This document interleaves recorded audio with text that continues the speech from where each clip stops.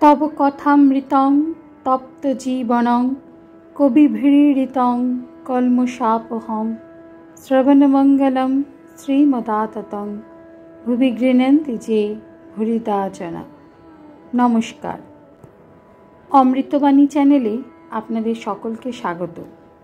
श्री श्री ठाकुर मा और स्वामीजीर रातुल चरणे शतकोटी प्रणाम जानिए शुरू करछि आमादेर आजकेर पाठ। 1885 আগস্ট। पूर्वकथा केशव प्रताप उकुक संगे जहाजे 1881। ठाकुर बोलছেন, চারদিকে ঐহিক লোক, চারদিকে কামিনী কাঞ্চন, এতর ভিতর থেকে এমন অবস্থা, সমাধি ভাব লেগেই রয়েছে।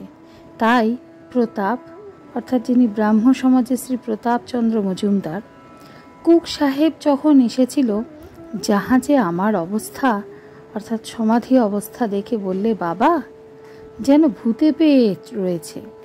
রাখাল মাস্টার প্রভৃতি অবাক হইয়া ঠাকুর শ্রী রামকৃষ্ণের শ্রীমুখ হইতে এই সকল আশ্চর্য কথা শুনিতেছেন। মহিমাচরণ কি ঠাকুরের ইঙ্গিত বুঝিলেন? এই সমস্ত কথা শুনিয়াও তিনি বলিতেছেন, আজ্ঞা, আপনার প্রারব্ধবশত এরূপ সব হয়েছে। তাহার মনের ভাব ঠাকুর একটি সাধু বা ভক্ত। ঠাকুর তাহার কথায় সায় দিয়া বলিতেছেন, হ্যাঁ প্রাক্তন, যেন বাবুর অনেক বাড়ি আছে, এখানে একটা বৈঠকখানা, ভক্ত তার বৈঠকখানা। চতুর্থ পরিচ্ছেদ, মহিমাচরণের ব্রহ্মচক্র, পূর্বকথা, তোতাপুরীর উপদেশ। স্বপ্নে দর্শন কি কম, নরেন্দ্রের ঈশ্বরীয় রূপ দর্শন। রাত 9টা হইল। ঠাকুর ছোট খাটটিতে বসিয়া আছেন। মহিমাচরণের সাধ ঘরে ঠাকুর থাকিবেন, ব্রহ্মচক্র রচনা করিবেন। তিনি রাখাল মাস্টার কিশোরী ও আর দু একটি ভক্তকে লইয়া মেঝেতে চক্র করিলেন। সকলকে ধ্যান করিতে বলিলেন। রাখালের ভাবাবস্থা হইয়াছে। ঠাকুর নামিয়া আসিয়া তাহার বুকে হাত দিয়া মার নাম করিতে লাগিলেন। রাখালের ভাব সম্বরণ হইল। রাত 1টা হইবে।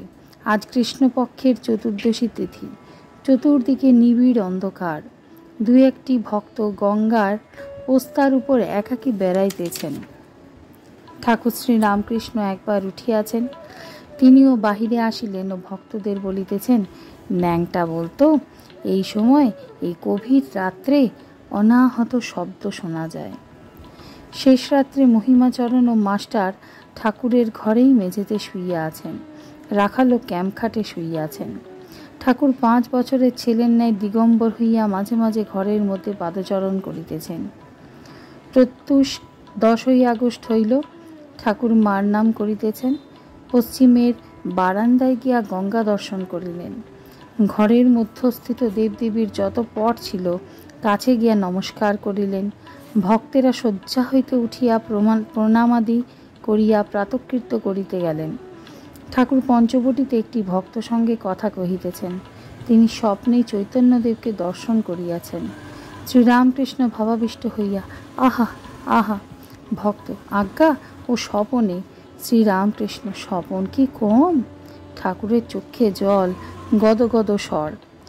একজন ভক্তের জাগরণ অবস্থায় দর্শন কথা শুনিয়া বলিতেছেন, তা আশ্চর্য কি, আজকাল নরেন্দ্রও ঈশ্বরীয় রূপ দেখে।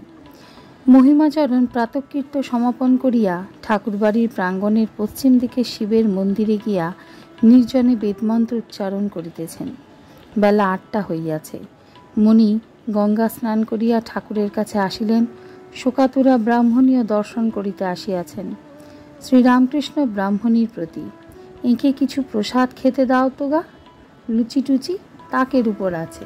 ব্রাহ্মণী, আপনি আগে খান, তারপর উনি প্রসাদ পাবেন। শ্রীরামকৃষ্ণ, তুমি আগে জগন্নাথের আটকে খাও, তারপর প্রসাদ। প্রসাদ পাইয়া মুনি শিব মন্দিরে শিব দর্শন করিয়া ঠাকুরের কাছে আবার আসিলেন ও প্রণাম করিয়া বিদায় গ্রহণ করিতেছেন। শ্রীরামকৃষ্ণ সস্নেহে, তুমি এসো, আবার কাজে যেতে হবে। আজকের পাঠ এ পর্যন্তই। নমস্কার।